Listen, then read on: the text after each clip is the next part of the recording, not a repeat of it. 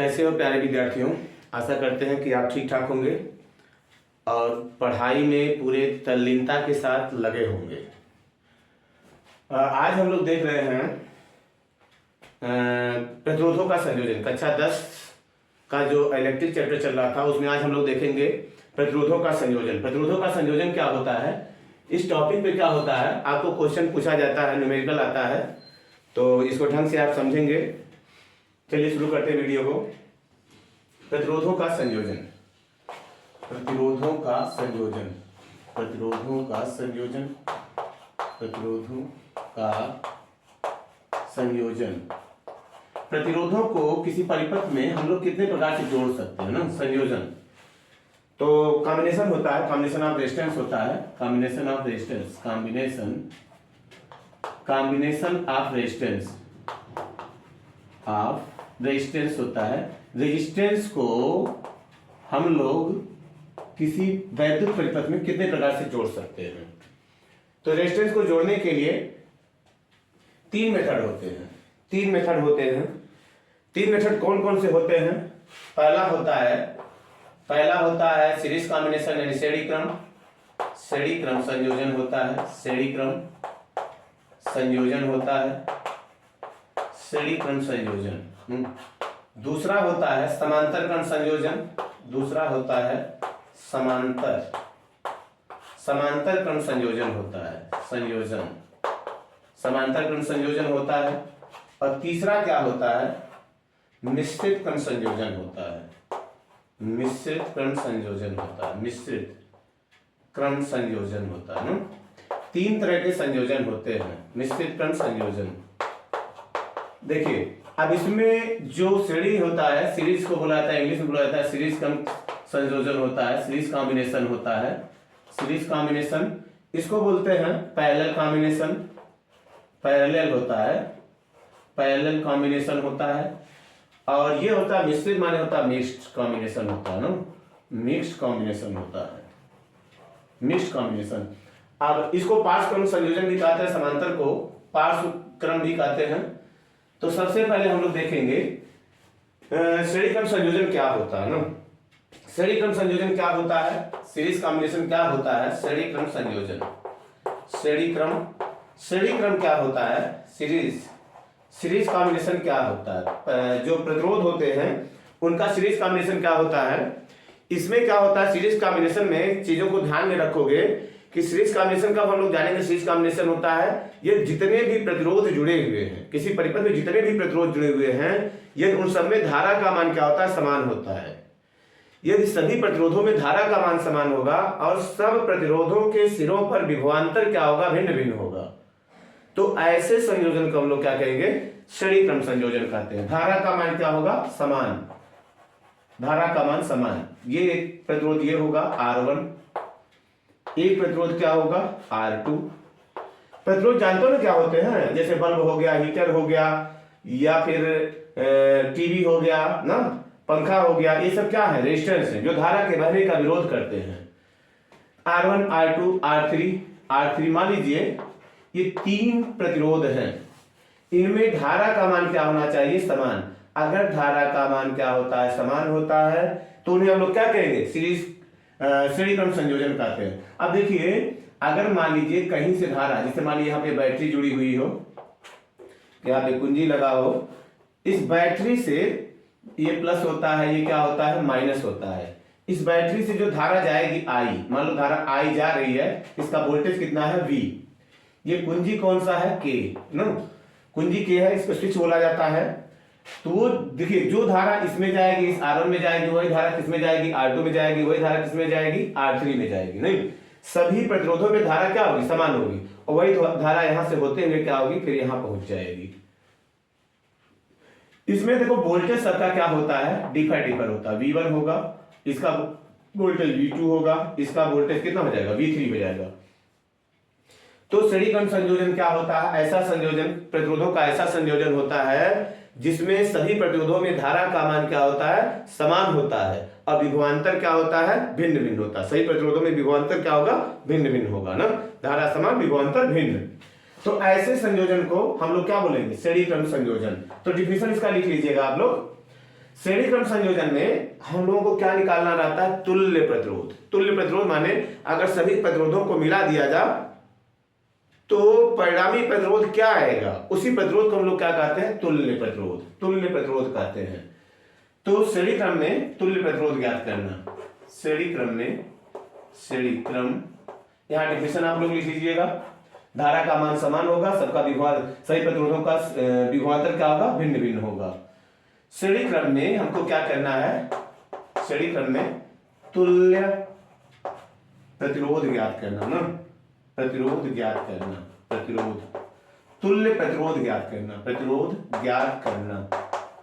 तुल्य प्रतिरोध ज्ञात करना है। श्रेणी क्रम में तुल्य प्रतिरोध ज्ञात करना है। इक्विवेलेंस रेजिस्टेंस ना, इसको इंग्लिश में बोलते हैं इक्विवेलेंस रेजिस्टेंस बोला जाता है इसको, इक्विवेलेंस रेजिस्टेंस इसको बोलते हैं।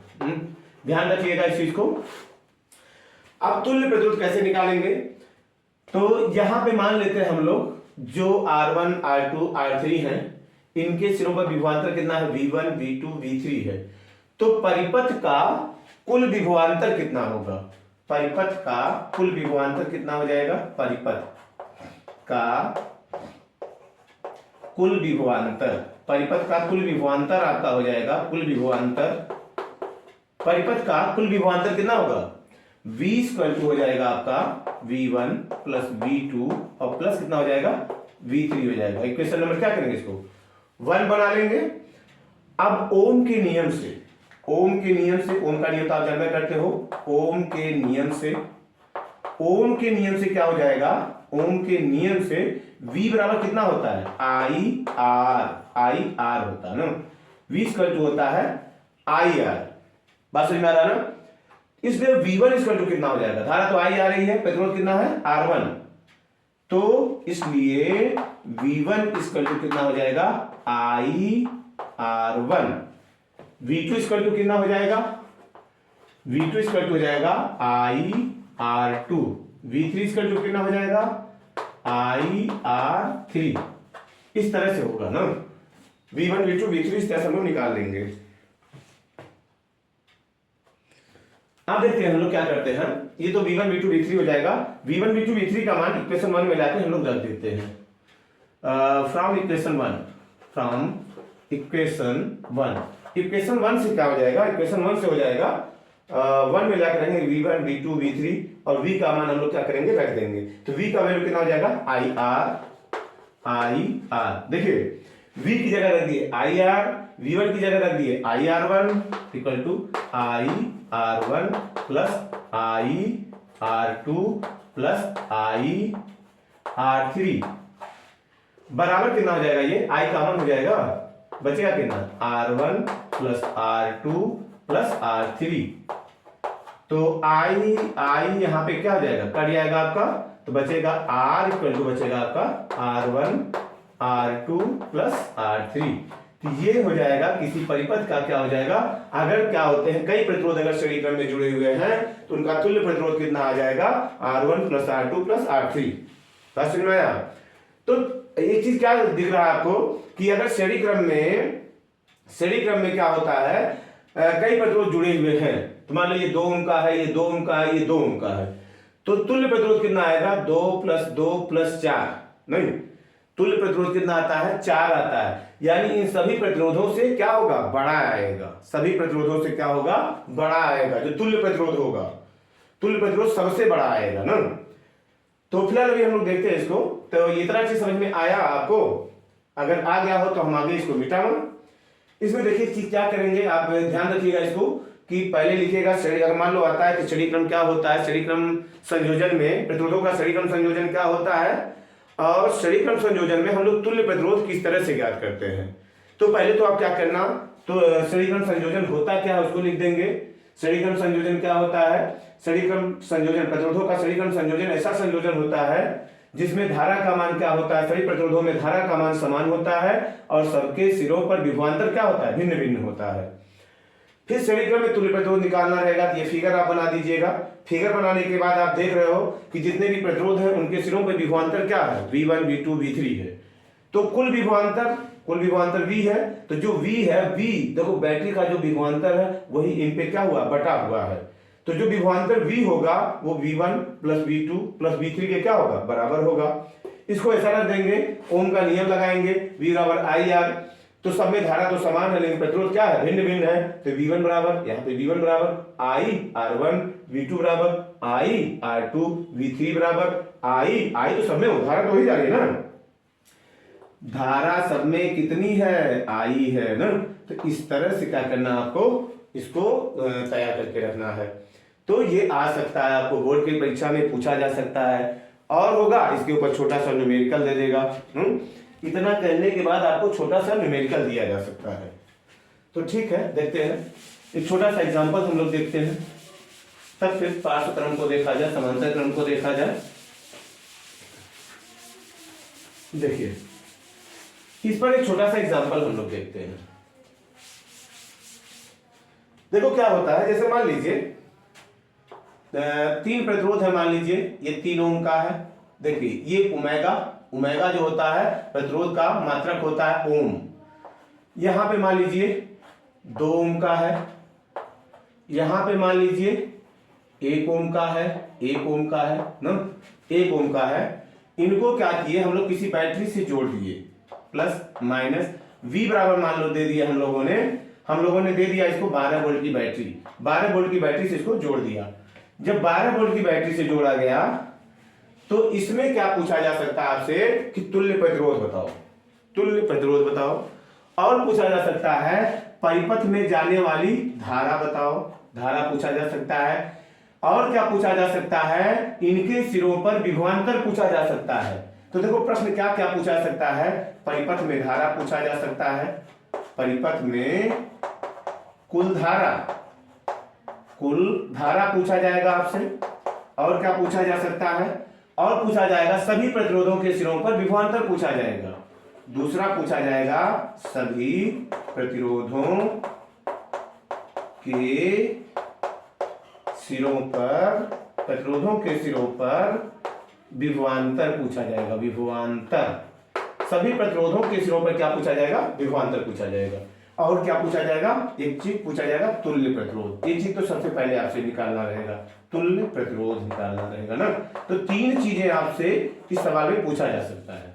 और तीनों चीजें अगर आप सही से समझ लिए हो, क्या नाम होता है, डायरेक्शन अगर सही समझे हो ना, तो इनको लगाना बहुत इजी हो जाएगा ना।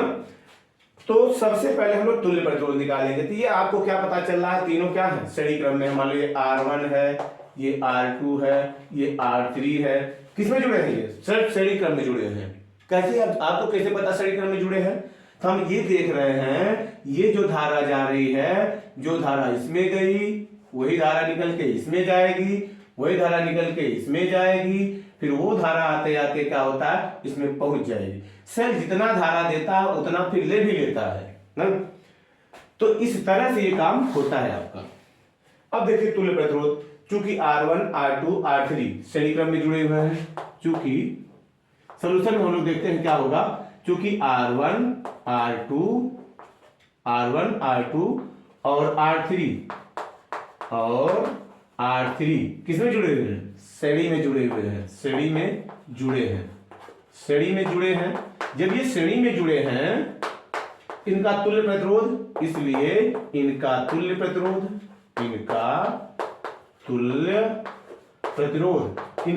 प्रतिरोध कितना हो जाएगा, तुल्य प्रतिरोध R बराबर हो जाएगा, अभी निकाले थे ना हम लोग, निकाले थे वही चीज।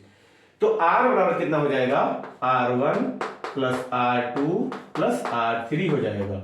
मान रख दो, R1, R2, R3 का वैल्यू रख दो, 3, 2, 1, 3 प्लस 2 प्लस 1 बराबर 3, 2, 5, 6 ओम हो जाएगा ना। ये R का मान आ गया 6 ओम, यानी एक आंसर तो आपको निकल गया 6 ओम का ना।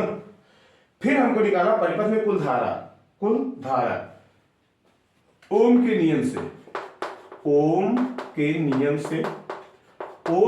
से क्या हो जाएगा, V बराबर क्या होता है, IR। इसलिए I बराबर कितना आपका हो जाएगा, V अपान कितना होगा, R, V अपान R। तो V का वैल्यू कितना है, V का वैल्यू है 12 वोल्ट की बैटरी है, 12 बटे R, तुल्य प्रतिरोध 6 बराबर 6 गुना 12, यानी 2 एम्पियर की क्या होगी, धारा होगी। एक ये का आंसर आपका यहाँ निकल गया। फिर हमको क्या करना है, R1 पे वोल्टेज, R2 पे वोल्टेज, R3 पे क्या निकालना, वोल्टेज निकालना, विभवांतर निकालना है। तो R1 के सिरों पर विभवांतर कितना हो जाएगा, R1 के सिरों पर विभवांतर निकालना है। विभवांतर R1 के सिरों पर विभवांतर V1 बराबर हो जाएगा, उनके नियम लगेगा यहाँ पे भी, V1 बराबर I, धारा सब में क्या है I, उसके बाद क्या प्रतिरोध कितना है R1। तो I का वैल्यू कितना है, I का वैल्यू 2 ओम है, 2 एम्पियर। R1 का वैल्यू कितना है 3 2 3 6, 2 3 बराबर कितना हो जाएगा 6 वोल्ट होगा। चलो ठीक है, R1 पर 6 वोल्ट है क्योंकि इसका प्रतिरोध अधिक है, यहाँ पे वोल्टेज ज्यादा लग रहा है। इसका प्रतिरोध देखते हैं V2 का मान हम लोग निकालते हैं, V2 का मान निकालते हैं। V2 बराबर कितना हो जाएगा, V2 बराबर IR2 तो बराबर कितना हो जाएगा IR2, I का मान कितना 2, R2 का मान कितना 2, तो 2 गुणे 2 बराबर 4 वोल्ट हो जाएगा, यानी 4 वोल्ट यहां पे हो गया ना। बैटरी ने 6 वोल्ट यहां दिया, 4 वोल्ट यहां दिया, निश्चित यहां 2 वोल्ट देगी, तो उसको हमको निकालना है। निकाल देते हैं, यहां पे देखिएगा थोड़ा सा आप देख लीजिएगा, इसमें क्या करेंगे, हमको V3 का वैल्यू निकालना है, यानी कि R3 के सिरों पर, यहां तो R2 के सिरों पर था, R2 के सिरों पर, यहां हो जाएगा R3 के सिरों पर विभवांतर, R3 पर विभवांतर निकालना है। विभवांतर R3 में विभवांतर कितना हो जाएगा, V3 बराबर हो जाएगा IR3, तो I का वैल्यू 2, I का वैल्यू कितना है 2, समय धारा क्या समान है, I का निकला 2 एम्पियर। R3 का वैल्यू कितना है 1 ओम है, बराबर कितना हो जाएगा 2 एकम 2, कितना वोल्ट होगा। नहीं, अगर इन सब को जोड़ा जाए तो कितना आना चाहिए 12 वोल्ट आना चाहिए। तो कितना हो गया आपका 6 वोल्ट ये, 4 वोल्ट ये, 3 6 4 10 10 12 वोल्ट आ जाएगा। नहीं, तो इस तरह से इसके ऊपर आपसे क्या पूछे जाएंगे, सवाल पूछे जाएंगे। तो क्लियर हुआ यहां तक आपका, ठीक, चलिए ठीक है। इसके आगे हम लोग क्या करते हैं, अब देखते हैं पार्श्व क्रम संयोजन क्या होता है ना, प्रतिरोधों का पार्श्व क्रम संयोजन। ठीक, प्रतिरोधों का पार्श्व क्रम संयोजन क्या होता है, देखिए श्रेणी क्रम में क्या था, धारा समान था, सभी प्रतिरोधों में धारा समान था, सब पे विभवांतर भिन्न था या वोल्टेज भिन्न था। इसमें क्या होगा, समांतर। देखिए श्रेणी क्रम संयोजन का कहीं आप देखे हो कहां पे श्रेणी क्रम लगा होता है, श्रेणी क्रम संयोजन कहां पे लगा होता है, प्रतिरोध कहां लगे होते हैं, जो शादी वगैरह में जो झिलमिलिया बत्ती लगाई जाती है, नहीं, या दिवाली के दिन जो आप झिलमिलिया बत्ती लगाते हो, वो कौन सा संयोजन होता है, श्रेणी क्रम संयोजन होता है। जितने भी बल्ब लगे होते हैं सब किसमें होते हैं, श्रेणी क्रम में होते हैं। समांतर क्रम संयोजन देखते हैं हम लोग क्या होता है, या निश्चित क्या होता है, पार्श्व क्रम संयोजन, पार्श्व क्रम, या इसको हम लोग क्या कहेंगे, समांतर क्रम संयोजन।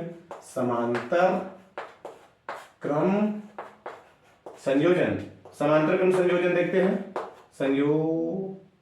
संयोजन न, इसको पैरेलल कॉम्बिनेशन बोलेंगे, पैरेलल कॉम्बिनेशन होगा ना। देखिए इसमें उसी का उल्टा होता है ना, समांतर क्रम, प्रतिरोधों का समांतर क्रम संयोजन क्या होता है,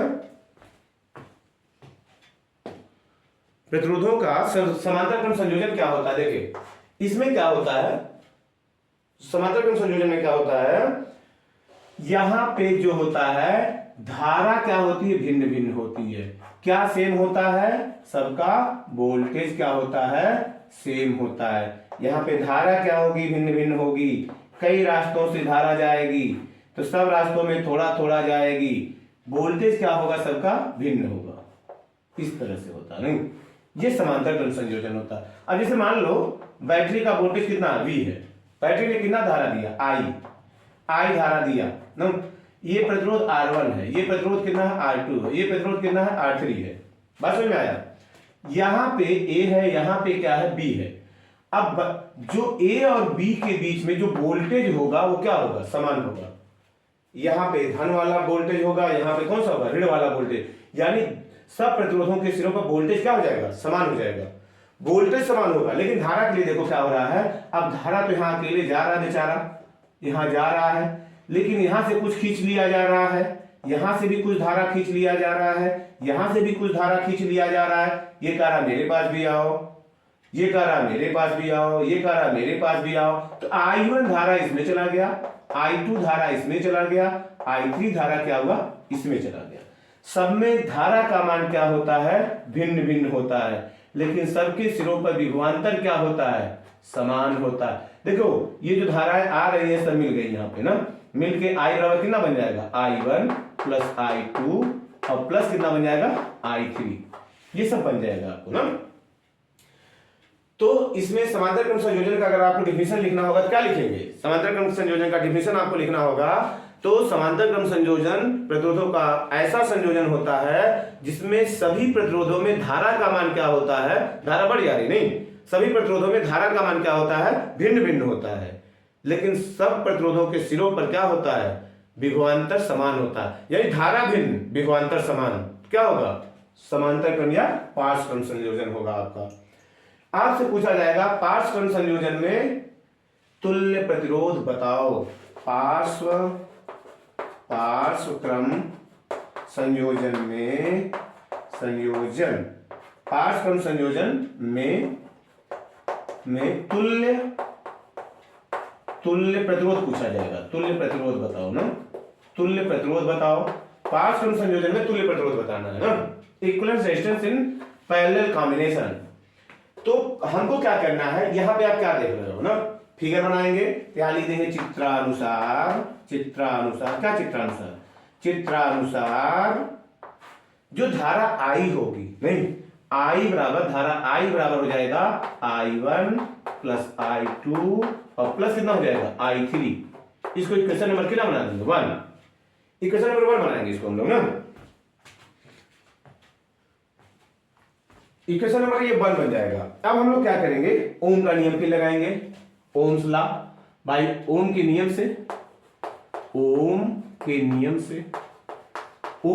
से क्या बन जाएगा आपका, नियम से, ओम के नियम से हो जाएगा V बराबर कितना होता है, IR, IR हो जाएगा। तो यहां से हम लोग क्या करेंगे, या इसको लिख सकते हैं, या I बराबर हो जाएगा V अपान R, ठीक, I इक्वल हो जाएगा V अपान R। तो I1 इक्वल टू कितना होगा, तो I1 इक्वल टू कितना हो जाएगा, वोल्टेज सबका क्या है, समान है, सबका वोल्टेज क्या होगा, यहाँ पे वोल्टेज सबका क्या हो जाएगा, समान होगा, सबका वोल्टेज कितना होगा, V होगा, V वोल्टेज सबका समान होगा। तो I1 इक्वल टू कितना हो जाएगा, V समान है, V अपान कितना हो जाएगा, R1। I2 इक्वल टू कितना हो जाएगा, V अपान कितना हो जाएगा, R2। और I3 इक्वल टू कितना हो जाएगा, V अपान कितना हो जाएगा, R3। बात समझ में आया। I1 I2 I3 हम लोग निकाल लिए, धाराओं को हम लोग क्या किए, निकाल लिए। धाराओं को निकाल के समीकरण 1 में हम लोग क्या करते हैं, इनका मान रख देते हैं। तो समीकरण 1 में इन मानों को रखने पर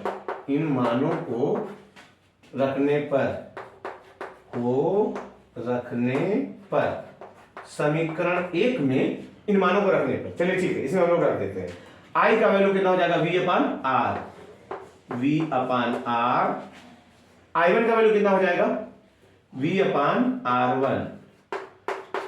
और I2 का वैल्यू कितना हो जाएगा, V अपान R2। I3 का वैल्यू कितना हो जाएगा, V अपान R3, ठीक।